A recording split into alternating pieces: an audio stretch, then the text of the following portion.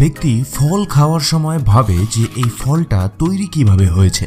নিশ্চয়ই এই ফলটা ছোট ছোট টুকরো জোড়া লেগেই তৈরি হয়েছে।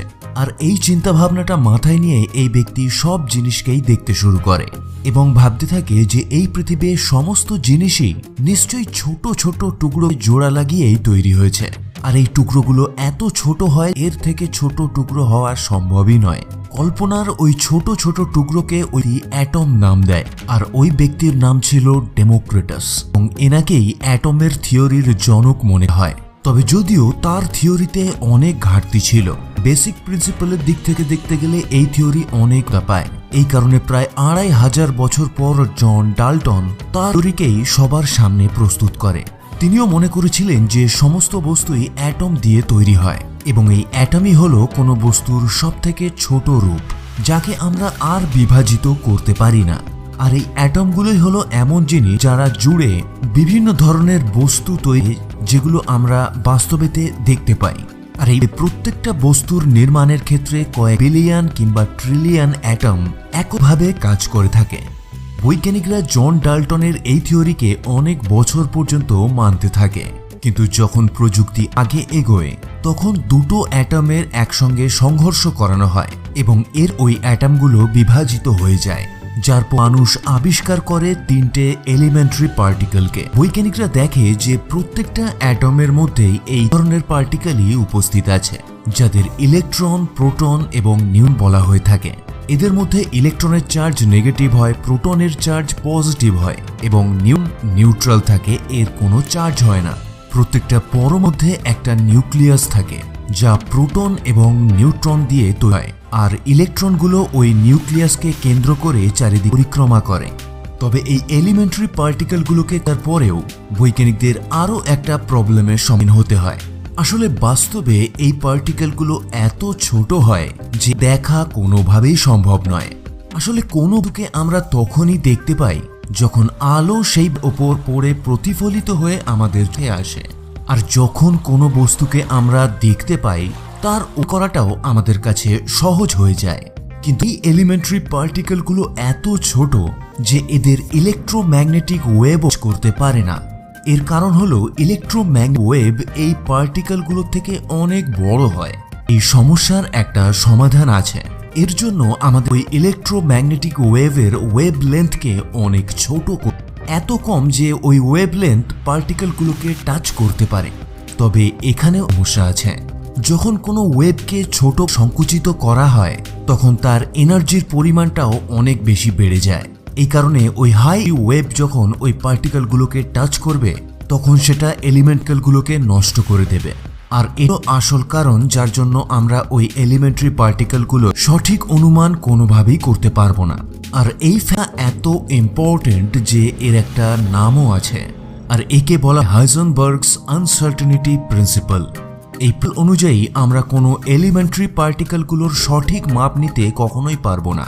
এই কারণে হাইজেনবার্গ আনসার্টেনিটি প্রিন্সিপাল কোয়ান্টাম ফিজিক্সের আধারও বলা হয়ে থাকে। আরো বেশি জানার আগে আপনাদের নিশ্চয়ই জেনে নেওয়া দরকার, সেটা হলো একটা অ্যাটম 9.99999996% ফাঁকাই থাকে, মানে এমস থাকে। আর এর কেন্দ্রের খুবই ছোট্ট জায়গা একটা নিউক্লিয়াস থাকে, যার মধ্যে নিউট্রন, প্রোটন থাকে। আর একটু আগে যেমন বললাম, ইলেকট্রনগুলো ওই কেন্দ্র করে চারিদিকে আবর্তন করতে থাকে। এবার আমরা সাব অ্যাটমিক লেভেলের সেই স্কেলের দিকে চলেছি, যেখানে আমরা এই ব্রহ্মাণ্ডের থেকে ক্ষুদ্র বস্তু থেকে একটা অ্যাটম পর্যন্ত একটা রোমাঞ্চকর যাত্রা করব। তো মনস্ক হয়ে দেখলে আপনি বুঝতে পারবেন না, আপনাকে একটু মন দিয়ে দেখতে হবে। The string theory, size 1.6 × 10⁻35 metre. এই স্ট্রিং থিওরি অনুযায়ী এই ব্রহ্মাণ্ডের সমস্ত ম্যাটার আর সেই সমস্ত বস্তু যেটা আমাদের বোঝায় যে এই ব্রহ্মাণ্ড রিয়েল, সেই সব কিছু স্ট্রিং দিয়েই একে ব্রহ্মাণ্ডের সব থেকে ক্ষুদ্র বস্তুও বলা হয়ে থাকে, যার আকার একটা থেকে কয়েক বিলিয়ন ছোট। উদাহরণ হিসেবে একটা অ্যাটম যদি আমাদের সৌরমণ্ডল হয় তাহলে স্ট্রিং বাঁশের মতো মোটা হবে। এই থিওরি ম্যাথমেটিক্সের নিয়ম অনুযায়ী কাজ করে। এই ব্রহ্মাণ্ডে যে সমস্ত জিনিস তৈরি হয় সেগুলো 12টা বেসিক দিয়ে তৈরি, যাদের মধ্যে 6 কোয়ার্কস হয় যা দিয়ে প্রোটন এবং নিউট্রন তৈরি হয়, 6 প্রকারের ল্যাপটনস হয় যা দিয়ে ইলেকট্রন তৈরি হয়, আর এই বক্স মিলেই এলিমেন্টারি পার্টিকেলকে তৈরি করে, যা দিয়েই এই ব্রহ্মাণ্ড তৈরি হয়েছে। তবে এছাড়াও এই ব্রহ্মাণ্ডে 4 ধরনের ফোর্স হয়, যেমন electromagnetism, week nuclear force, strong nuclear এবং গ্র্যাভিটেশনাল ফোর্স। এদের প্রথম 3টে ফোর্সকে স্ট্যান্ডার্ড মডেল পার্টিকেল ফিজিক্স দিয়ে বোঝানো যেতে পারে। তবে এই মডেলের সাহায্যে গ্র্যাভিটেশনাল ফোর্সকে বোঝানো খুবই কঠিন। আপনি এটাও জানেন যে গ্র্যাভিটেশনাল ফোর্স ছাড়া কোনোভাবেই ব্রহ্মাণ্ড অস্তিত্বের মধ্যে থাকতে পারে না। তবে পার্টিকেল ফিজিক্স দিয়ে বোঝানো একেবারেই সম্ভব নয়। আর এই বৈজ্ঞানিকরা স্ট্রিং থিওরিকে নিয়ে আসে। এই থিওরি এই জন্যই উপযোগী কারণ এর সাহায্যে সমস্ত এলিমেন্ট্রিক্যালগুলোকে বোঝা সম্ভব, যাদের মধ্যে গ্র্যাভিটিও একটা।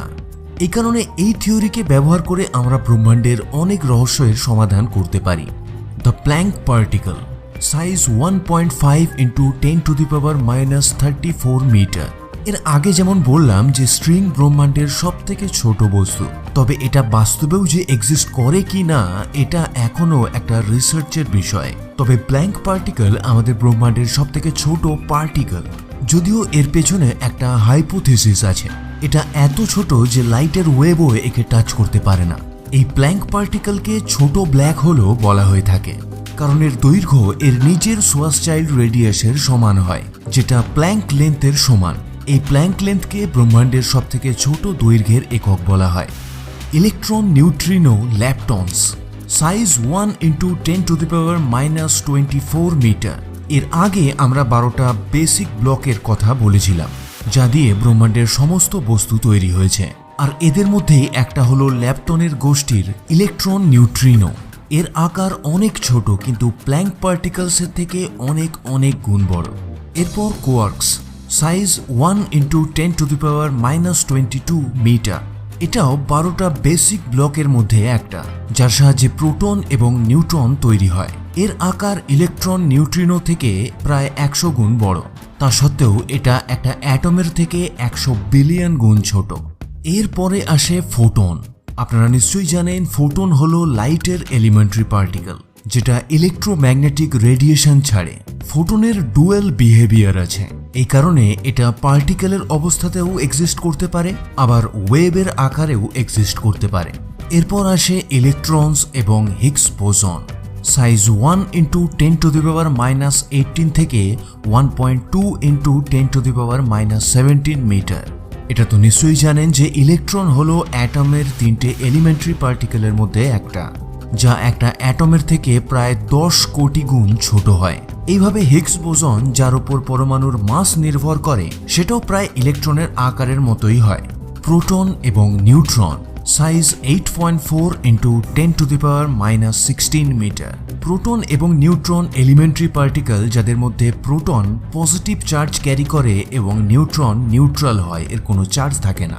এদের দুটোরই সাইজ একই সমান হয়, আর এই দুটো পার্টিকেল মিলেই অ্যাটমের নিউক্লিয়াসকে তৈরি করে। তবে একটা অ্যাটমের নিউক্লিয়াস একটা অ্যাটমের থেকে প্রায় 1 লক্ষ গুণ ছোট হয়, কারণ ভিডিওর প্রথমে যেমন বলেছিলাম যে এর বেশিরভাগ অংশটা এমটি থাকে। সব শেষে আসে অ্যাটম বা পরমাণু।